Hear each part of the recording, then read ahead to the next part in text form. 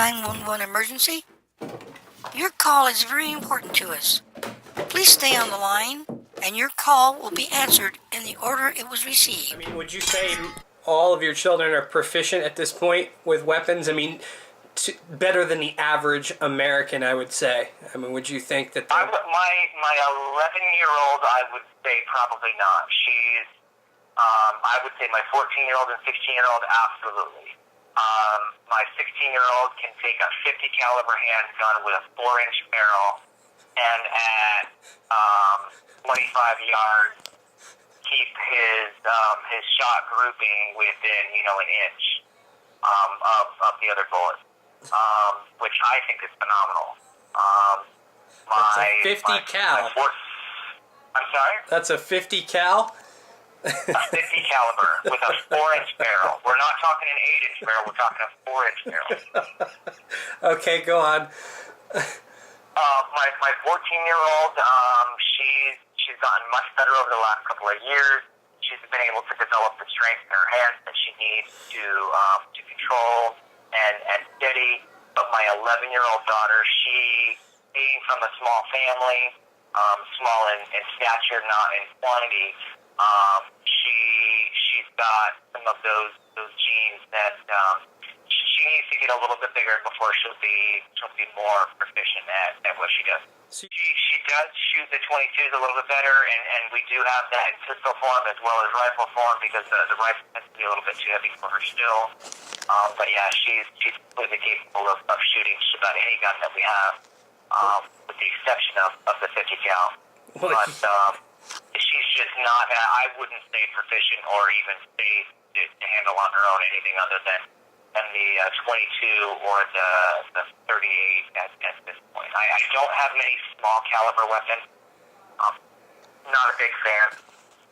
But she handles, what she does okay with. I would just like to see her gain a little more strength. But, shooting is not the only thing that's involved in home defense. There's cleaning, and there's loading. All of my kids from a very young age knew how to load a magazine. So we were able to, as we ran drills, making sure that a magazine could be reloaded in the amount of time that it would take somebody to go through a couple of magazines. So if you start off with a couple of loaded magazines, and you've got 3 kids behind you continually loading more magazines, you should never run out of ammunition until it's done. Well, that's great because you include the maintenance into the training, which I didn't even. Yeah. And if you don't, they're not going to know how to say. So it's like teaching a kid how to drive, but not teaching them how to put gas in the car or change the oil or change a tire. Right. They've got to know every aspect of that. Now, maybe they can't change out an engine, but they should be able to do the preventative maintenance. I mean, this is my own personal kind of question. I don't even know if I'll put this in the video, but have you actually had a plan for multiple intruders on an invasion, say an organized group going at your house? Do you actually have a plan for that or no?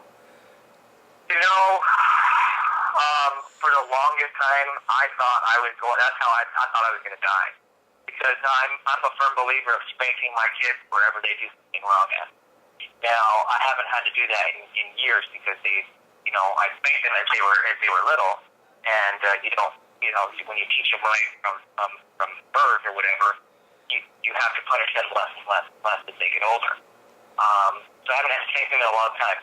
But when I was younger, I would spank them in the grocery store. If they misbehaved in the grocery store, I would punish them wherever we were at. For the longest time, I thought I was going to call CPS on me to come and take my kids, and I would certainly not give them up.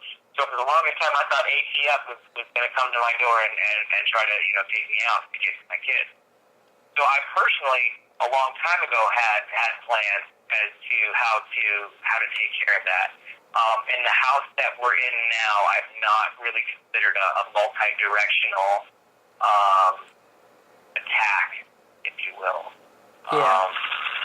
It's not something I probably should dive back into that, but the reason why I thought about that in the past is because I just thought, someone was going to call and try to take my kids away, and that just was not going to happen. Wrap this up, just kind of close it out with your feelings of why you think it's important to be armed in this day and age and to have plans for the possibility of someone entering your home uninvited. You know, people are lazy, and they're constantly looking for the easiest way out. And if they see you as having nice things, a nice life, a nice home, they don't want to go out and do the work for it. You know, it's hey, give me. And so it's really easy, I mean, at least this year, to go and pick up a weapon. And I don't want to be without. I don't want to be unprepared when someone comes to take my family, or maybe not even to take my family or to take my things, but to do harm to my family. And so it is so important to have weapons and a varying sort. There should be knives, there should be guns, there should be swords and canes and slingshots and of all different sorts. Yeah, bows and along with the arrows. You need to be prepared for just about any kind of assault, whether that be an enemy that is a junkie looking to score enough money for a quick fix, or whether that's to keep your government in check, whether that's to keep foreign governments in check, whether, depending upon, your needs, you need to be prepared. Just like you're prepared with your food and your water, you need to be prepared with the ability to protect that and to protect those things that you hold near and dear. And again, it's one of our constitutional rights. You need to be able to defend yourself.